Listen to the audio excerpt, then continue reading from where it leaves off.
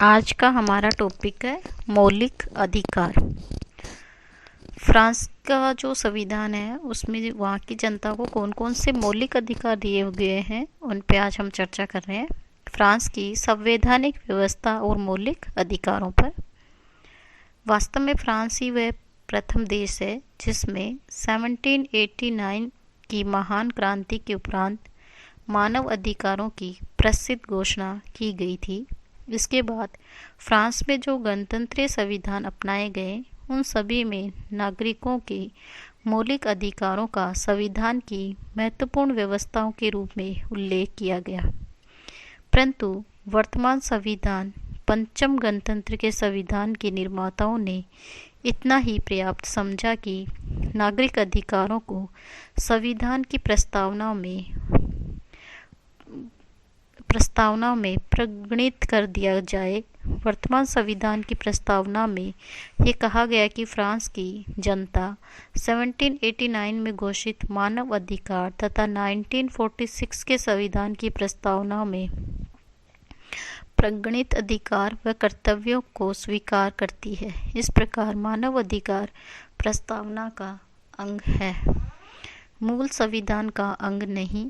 प्रस्तावना को कानूनी मान्यता प्राप्त नहीं होती तथा उसे न्यायालय द्वारा लागू नहीं किया जा सकता। अतः विशुद्ध वैधानिक दृष्टि से तो ये बात ही विवादास्पद है कि पंचम गणतंत्र के संविधान में मौलिक अधिकार की कोई व्यवस्था है अथवा नहीं। पंचम गणतंत्र के संविधान में मानवीय अधिकारों से संबंधित जो प्रावधान है उसको कुछ विशेष लक्षण है, वो इस प्रकार है। अधिकार पत्र संविधान की प्रस्तावना का अंग है, मूल संविधान का अंग नहीं। संविधान की प्रस्तावना में अधिकारों का जो उल्लेख किया गया है उस पर उदारवादी और समाजवादी दोनों ही विचारों का स्पष्ट प्रभाव देखा जा सकता है। एक ओर तो नागरिक स्वतंत्रता से संबंधित अधिकारों का उल्लेख किया गया है जो उदारवादी विचारधारा से जुड़ा हुआ तत्व है। दूसरी ओर काम पाने के अधिकार का भी उल्लेख है जिसे समाजवादी विचारधारा और व्यवस्था का अंग कहा जा सकता है। विशेष बात यह है कि नागरिकों को हड़ताल करने का अधिकार भी दिया गया है तथा श्रमिक वर्ग के अधिकारों का अपेक्षाकृत अधिक विस्तार के साथ उल्लेख किया गया है। अधिकारों की रक्षा के लिए कोई संवैधानिक व्यवस्था नहीं की गई है। अधिकारों का अतिक्रमण होने पर क्या किया जा सकता है इस संबंध में संविधान मौन है।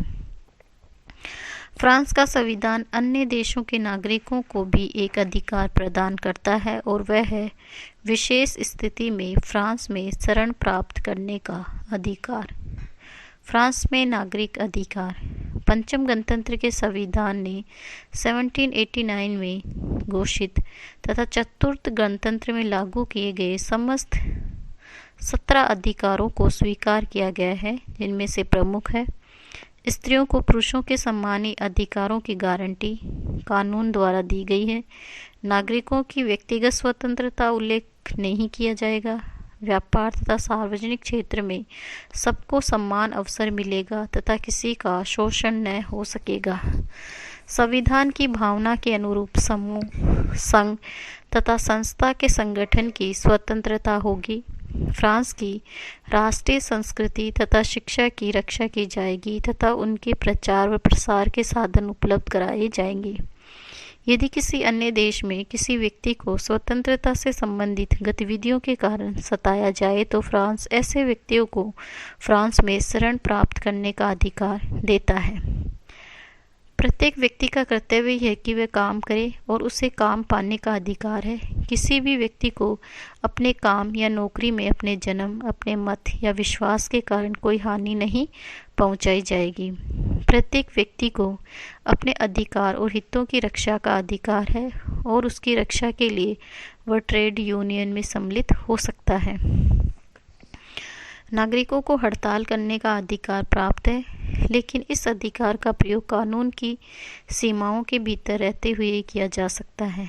प्रत्येक श्रमिक अपने प्रतिनिधियों के माध्यम से व्यवसाय के प्रबंध और काम करने की दशाओं के निर्धारण के प्रसंग में सामूहिक सौदे में भाग ले सकता है। राष्ट्र प्रत्येक व्यक्ति और परिवार को उसके विकास हेतु आवश्यक दशाओं की उचित व्यवस्था का विश्वास दिलाता है।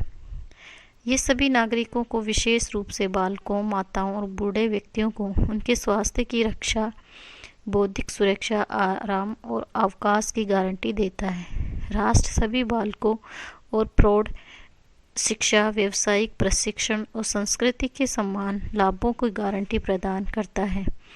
सभी श्रेणियों की निःशुल्क, धर्मनिरपेक्ष और सार्वजनिक शिक्षा की व्यवस्था करना राज्य का कर्तव्य है। अधिकार और कर्तव्य की समानता के आधार पर जाति और धर्म के आधार पर किसी भेदभाव के बिना फ्रांस अपने उपनिवेशों की जनता के साथ मिलकर फ्रेंच संघ का निर्माण करता है।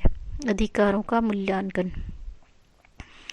अधिकारों की इस व्यवस्था के महत्व को कम करने वाला सबसे प्रमुख तत्व है अधिकारों का उल्लेख संविधान में नहीं किया गया, फ्रेंच संविधान की प्रस्तावना में किया गया है।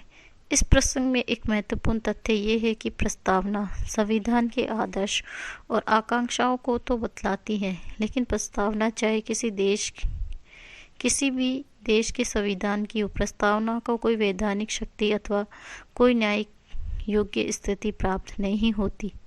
प्रस्तावना अपने आप में न तो शासन की शक्ति का कोई स्रोत होती है और न ही शासन को किसी शक्ति से वंचित करने का साधन। इस प्रकार नागरिकों के ये अधिकार तो केवल सिद्धांतों का विवरण है, ये कानूनी उपबंधन नहीं। अतः इन अधिकारों को कानूनी दृष्टि से वैसा महत्व प्राप्त नहीं है जैसा महत्व संविधान में वर्णित मूल अधिकारों का होता है और जैसा महत्व संयुक्त राज्य अमेरिका और भारत के संविधान में वर्णित मूल अधिकारों का है। संयुक्त राज्य अमेरिका और भारत में यदि कोई व्यक्ति, सरकारी अधिकारी, कार्यपालिका अथवा विधायक किसी अधिकार का उल्लेख करते हैं तो पीड़ित व्यक्ति के लिए संवैधानिक उपचारों की व्यवस्था है, परंतु फ्रांस में ऐसी बात नहीं है। अमेरिका या भारत में जब किसी व्यक्ति के अधिकारों का हनन होता है तो पीड़ित व्यक्ति न्यायालय की शरण लेकर संबंधित पक्ष को इस प्रकार का आचरण करने से रोक सकता है और न्यायालय ऐसे किसी कानून या प्रशासनिक आदेश को अवैध घोषित कर देता है जो मौलिक अधिकारों का उल्लंघन करता है। लेकिन फ्रांस में नागरिकों के अधिकार की रक्षा के लिए कोई संवैधानिक व्यवस्था नहीं है। अतः फ्रांस के नागरिक अधिकारों की तुलना संयुक्त राज्य अमेरिका के अधिकार पत्र से नहीं की जा सकती। इसकी तुलना तो संयुक्त राज्य अमेरिका की स्वतंत्रता की घोषणा से करना ही उचित है। आज के लिए इतना ही। धन्यवाद।